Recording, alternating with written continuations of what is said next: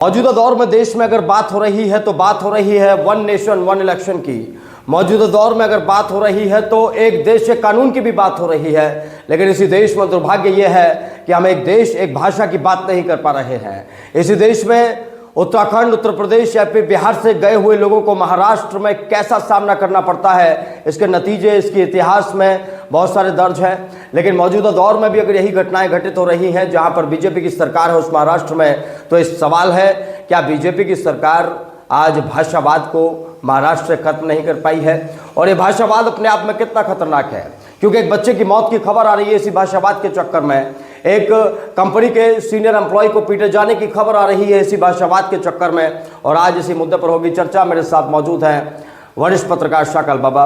बाबा, बड़ा गंभीर मसला है कि आप अपने देश के ही एक दूसरे राज्य तक जा रहे हैं किसी कार्य की तलाश में, हो सकता है किसी मीटिंग के लिए जा रहे हों, हो सकता है किसी अपने बच्चे की पढ़ाई के लिए उसे छोड़ने जा रहे हों, लेकिन वहीं पर आपको अगर रास्ते में भाषा विवाद का सामना करना पड़ता है। वहाँ के लोग ये कहते हैं कि भाई तुम्हें मराठी नहीं आती, तुम यहाँ से जाओ और तुम्हारे थप्पड़ पड़ेंगे।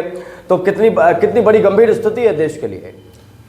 देखिए नकुल जी, सबसे गंभीर विषय यह है जहां जहां भारतीय जनता पार्टी की सरकारें नहीं होती है वहां धर्म के नाम पर वहां उपद्रव मचाया जाता है और धर्म के नाम पर हिंदुत्ववादी सरकार बना ली जाती है। और जहां जहां सरकार भाजपा की होगी वहां भाषा के नाम पर और जाति के नाम पर उत्पीड़न किया जाता है। जिस प्रकार से महाराष्ट्र में भारतीय जनता पार्टी की सरकार है और साथ ही 19 साल का बच्चा उसे भाषा के नाम पर, जबकि उसे मराठी आती थी लेकिन उसे ट्रेन में धक्का लगा तो उसने अपनी भाषा में हिंदी में कह दिया थोड़ा मेरे को आराम से साइड में करिए, तो वो लोग उन्होंने इसी बात को उसमें गुस्सा करके उसे पीटा और मारा। उससे ये नहीं पूछा तू मराठी जानता है नहीं जानता, जबकि वो मराठी मानुस है वहां का। लेकिन एक आज मानसिकता देखिए कहां पहुंच गए।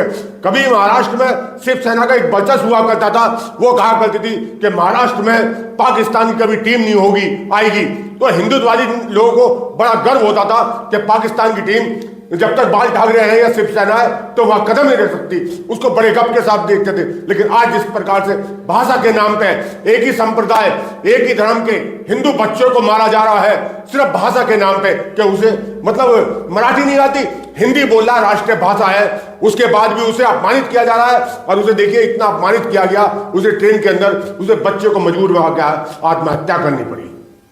ये बड़ा गंभीर विषय हो जाता है कि आपको एक कोई सही रीज़न भी नहीं था, आपकी कोई गलती भी नहीं थी, सिर्फ आपको एक भाषा नहीं आती थी और उसी भाषा ने आपकी ज़िंदगी को ले लिया। बड़ा गंभीर घटनाक्रम है ये महाराष्ट्र से जो सामने आया है जिसका जिक्र बाबा कर रहे हैं।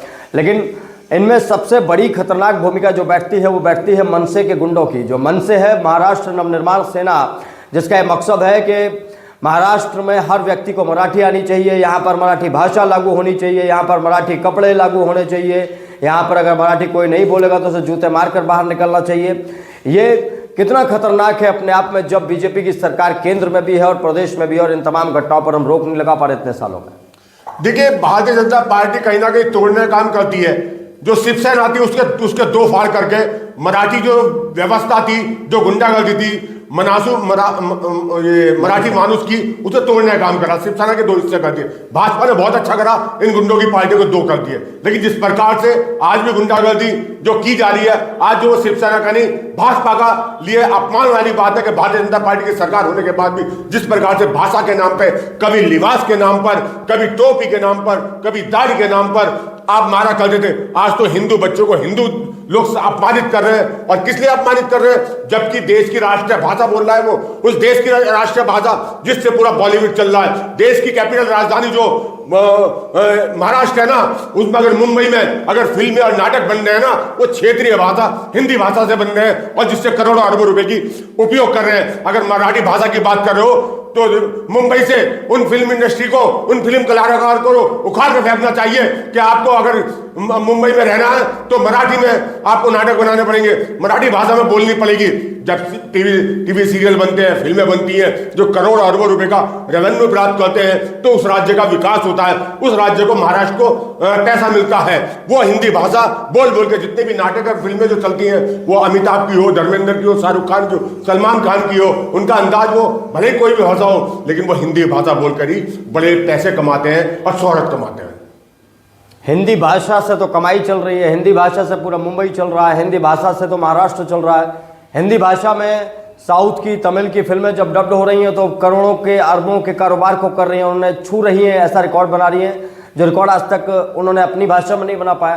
तो ऐसे में सबसे बड़ी समस्या है इन लोगों को समझाए कैसे जाए, जो मनसे के लोग हैं या फिर वहाँ के मराठी जो कट्टर हो रहे हैं, जो धर्म जिन्हें कहते हैं कि भाई वो इस्लाम से भी ज़्यादा कट्टरता वो अपने उसमें दिखा रहे हैं ऐसे भाषा को लेकर, इनसे कैसे निपटा जाए बाबा?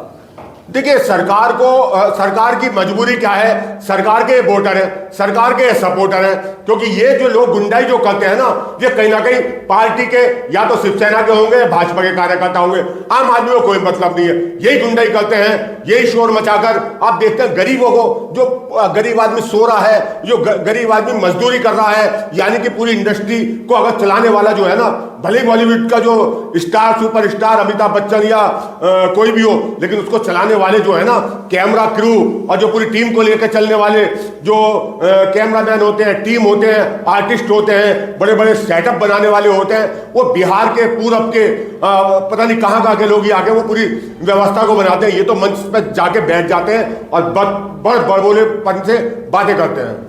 एक वीडियो सामने आया दर्शकों हमारे, और ये दर्शकों ये वीडियो आपको दिखाना इसलिए ज़रूरी हो जाता है जब हम पलायन के मुद्दों को उठाते हैं, पलायन रोकने की बात करते हैं, तब ऐसे वीडियो को और बारीकी से देखना ज़रूरी है।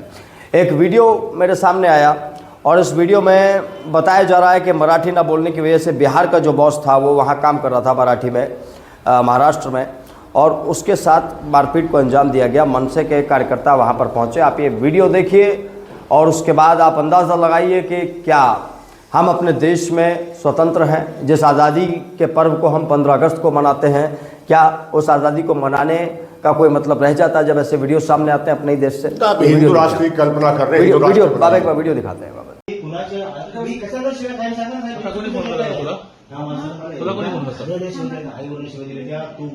माणूस आहे का तू कोण आहे तुला काय ऐका ना आपल्याला का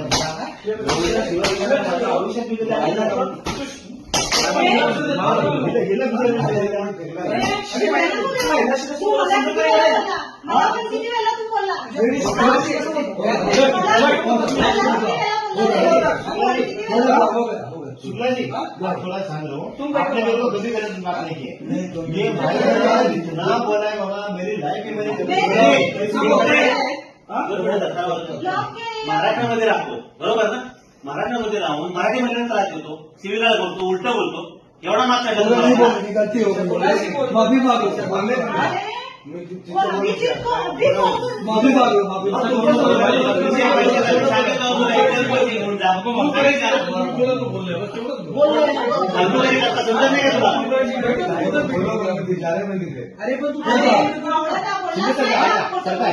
अजून पण त्याला खरं बोलायला लावा, सोडून द्यायचे. अजून पण त्याला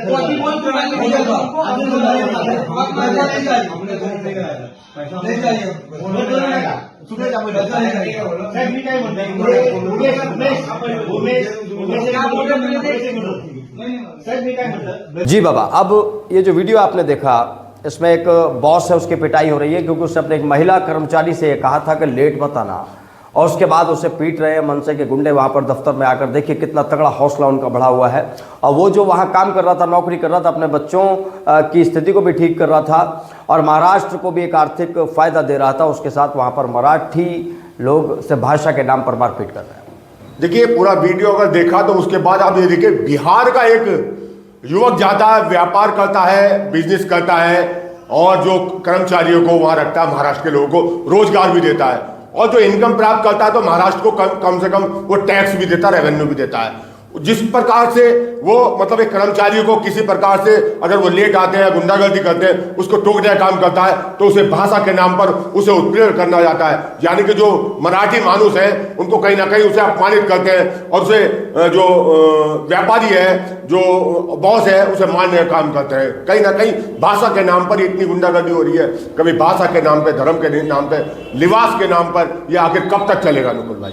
ये वाकई में बहुत गंभीर है। और दर्शकों, ऐसे वीडियो जब हमारे सामने आते हैं तो हमें इस बात की चिंता होती है कि हमारे अगर परिवार का कोई व्यक्ति कहीं दूसरी जगह जा रहा है काम करने के लिए, नौकरी करने के लिए, तो उसके साथ होगा क्या। इस वीडियो में आपने देखा मनसे के गुंडे उस बॉस को आकर वहाँ पर पीट रहे हैं।